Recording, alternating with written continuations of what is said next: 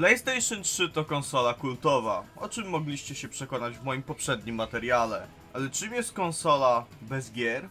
W dzisiejszym filmie pokażę wam 10 tytułów, które po prostu trzeba ograć na PS3. Bez względu na to, czy wracacie do niej z nostalgii, czy dopiero ją odkrywacie, te gry mówią same za siebie. Zapraszam do oglądania. Listę otwieramy grą tak kultową, że jako jedna z nielicznych dostała 10 na 10 od wielu recenzentów. Mowa oczywiście o Uncharted 2 Among Thieves z roku 2009. Świetna grafika jak na swoje czasy i w sumie też na dzisiejsze, charyzmatyczny, szarmancki Nathan Drake, piękne i zróżnicowane lokacje od dżungli po ośnieżone szczyty. Do tego zagadki, które faktycznie wymagają użycia głowy i notesu, a nie tylko wciskania jednego przycisku. Gra nie zwalnia tempa, akcja, cutscenki, wszystko płynnie przechodzi w gameplay, sekwencja jak z hollywoodzkiego filmu, a wszystkie postacie mają charakter i coś wnoszą, albo zabierają, z fabuły. Bo przecież Elena lepsza od Chloe, nie? Albo na odwrót. Nawet Lara Croft musiała się schować na te 10 godzin. Pamiętasz pociąg zawieszony nad przepaścią? No właśnie, bo tego się nie zapomina. No i oczywiście nie zapominajmy, wtedy jeszcze multi w Uncharted miało sens i dawało frajdę. Żeby być fair, strzelanie moim zdaniem było średnie, a niektóre sekwencje były niepotrzebnie trudne. Ale to jest taki minus pro forma, bo ta gra to jest po prostu must play.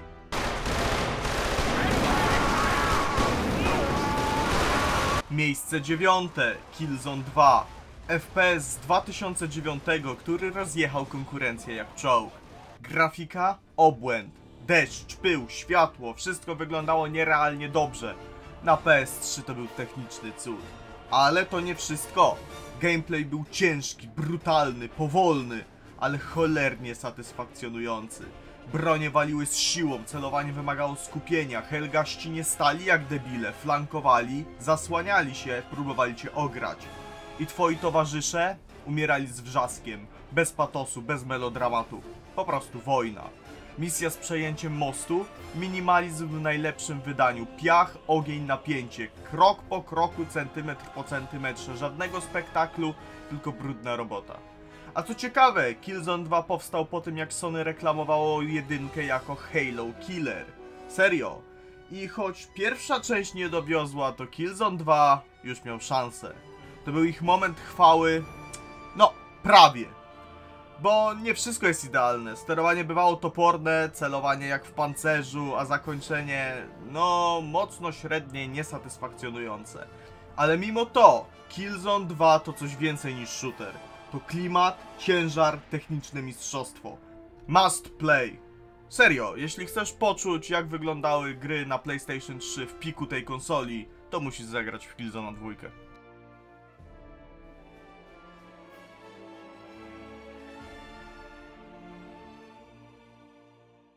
Miejsce 8. Heavenly Sword. Miała być pokazem mocy PlayStation 3. Miała być duchowym następcą God of War'a. Miała mieć grafikę jak z prerenderowanego trailera.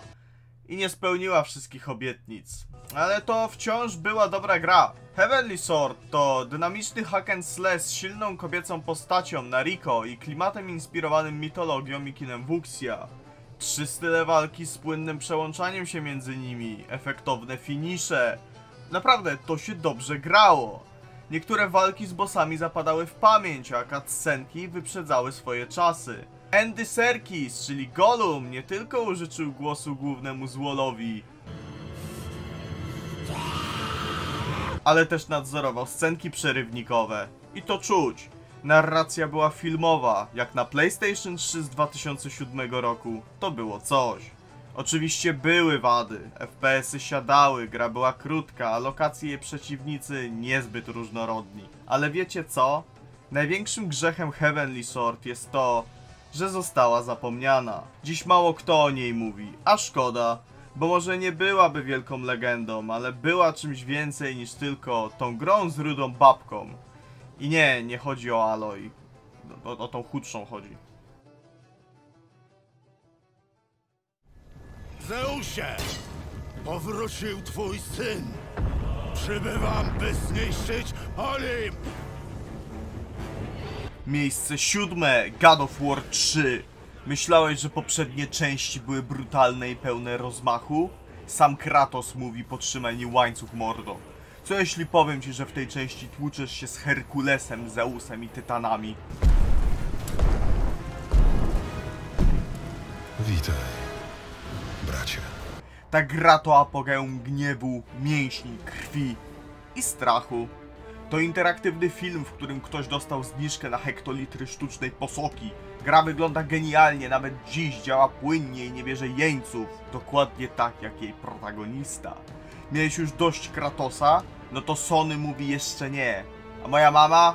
No ma dość tej rodzinnej rozgrywki z dodatkiem wyrywania głów. Minusy?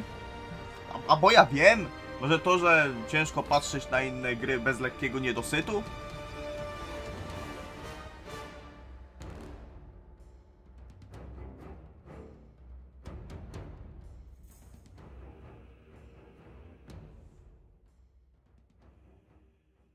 Miejsce szóste. Demon Souls.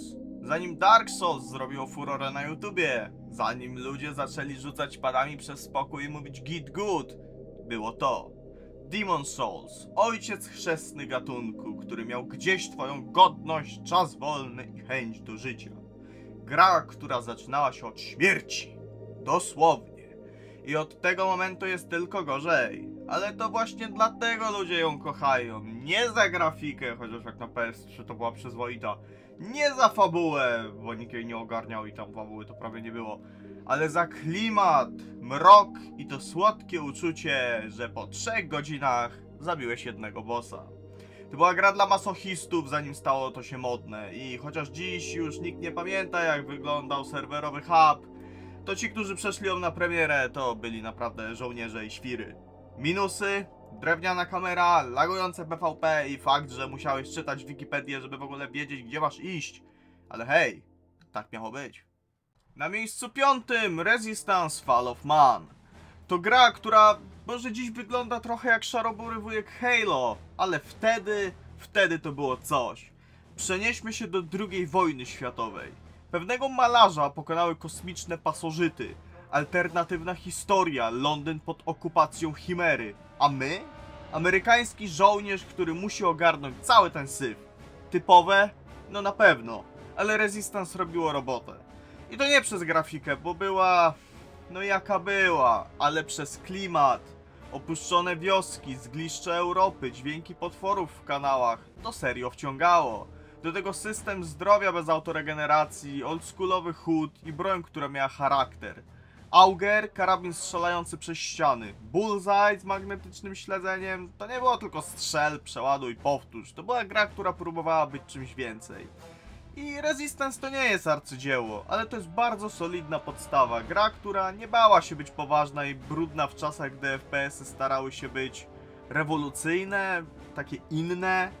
I choć seria rozwinęła skrzydła dopiero w 3, to 1 jest jak pierwszy krok żołnierza w Wielkiej Wojnie. Bez niej nie byłoby niczego. Polecam. Chociażby dla sentymentu. Miejsce 4 to oczywiście... Co się dzieje?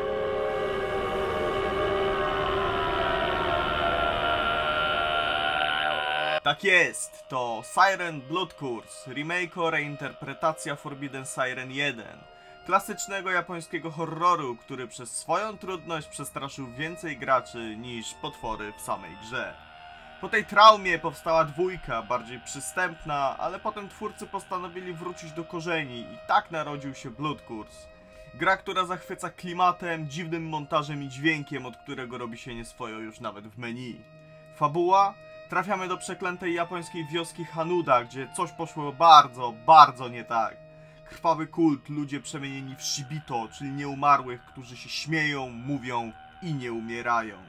Gramy kilkoma postaciami, każda z inną perspektywą, a gra jest podzielona na epizody jak w serialu, co buduje świetne napięcie. Najciekawszy element? Sidejack, czyli możliwość widzenia oczami przeciwnika. To tworzy chore sytuacje, w których widzisz samego siebie przez oczy przeciwnika, który właśnie cię zabija. I musisz kombinować, żeby się nie wypierdzielić. Graficznie, jak na PlayStation 3 daje radę, ale Sidejack zabija framerate, a ciemność potrafi być wręcz męcząca. Mimo to warto, bo to japońska groza z krwi i kości, momentami toporna, ale potrafi zostawić ślad. Jeśli chcecie zobaczyć moje zmagania, zapraszam na kanał. Ogrywałem zarówno oryginał, jak i Blood Curse. A jeśli nie przyjdziesz, to Shibito zapuka ci do okna o 3 w nocy, a ty zesrasz się w gacie. Słuchajcie, są gry o miłości, są gry o wojnie, są gry o zemście, a Tokyo Jungle to gra o tym, jak Chihuahua wali na łeb tygrysa na gruzach cywilizacji.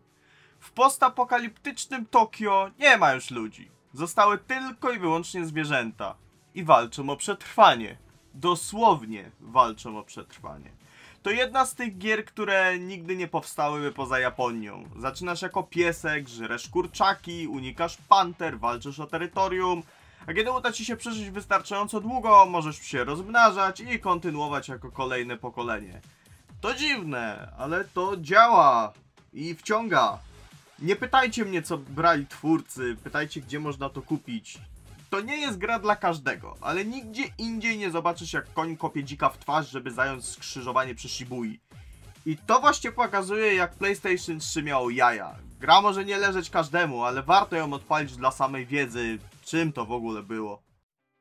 Miejsce drugie, Little Big Planet. Platformówka, kreator, społeczność, nie, rewolucja.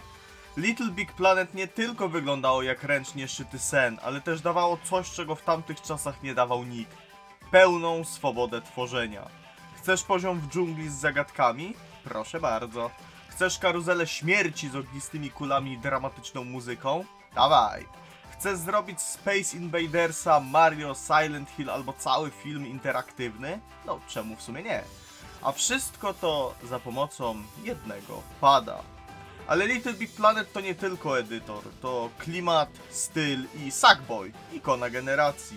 Uśmiechnięty worek z guzikami zamiast oczu, który przechodził przez kartonowe zamki, podskakiwał po gąbkach i łapał kolegów za ręce. Albo za głowę. Grało się z kumplami i było głupio, śmiesznie, chaotycznie. Ale to właśnie był urok tej gry. Muzyka, The Gardens i Get It Together to dziś muzyczne DNA PS3. A Sony? Sony próbowało zrobić z Little Big Planet swojego Mario i trochę im się udało. Do dziś żadna inna gra nie miała takiego połączenia duszy, prostoty i kreatywnego ognia. Jeśli szukasz magii, tu ją znajdziesz, w kartonowym świecie, gdzie sznurek i klej trzymają razem wszechświat. I bardzo mi szkoda, że Sony wyłączyło serwery, ponieważ ten świat byłby lepszy, gdyby takie rozprzestrzenienie kreatywności i wyobraźni było na porządku dziennym. Grą zasługującą na wspomnienie jest MotorStorm. Super szaleńcze wyścigi, których nie doświadczycie nigdzie indziej i polecam w to zagrać. Ale teraz czas na...